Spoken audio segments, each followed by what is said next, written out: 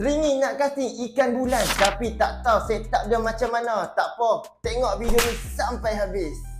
Jadi yang pertama untuk pemilihan mesin lah geng. Kalau nak casting ikan bulan pakai BC boleh, pakai spinning pun boleh. Tapi kalau boleh BC ni pakai yang ringan sikit lah, baru casting tak penat. Untuk spinning ni sebab apa saya beri komen?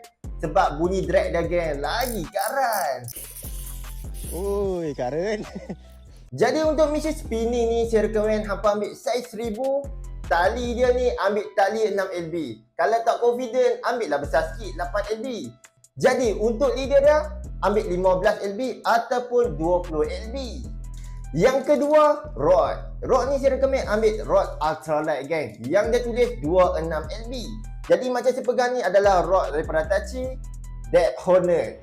Yang ni saya recommend sebab apa? Hampa tengok sendiri dah tahu.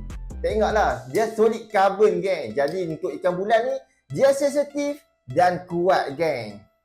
Yang ketiga dan yang terakhir iaitu gewang geng. Untuk gewang ni dia macam-macam jugalah geng. Seperti popper, mino, soft bait ataupun panggil soft plastik dan spoon. Tapi kebanyakannya saya strike menggunakan soft plastik geng. Soft plastik ni kebanyakan kalau kena ni memang strike saja.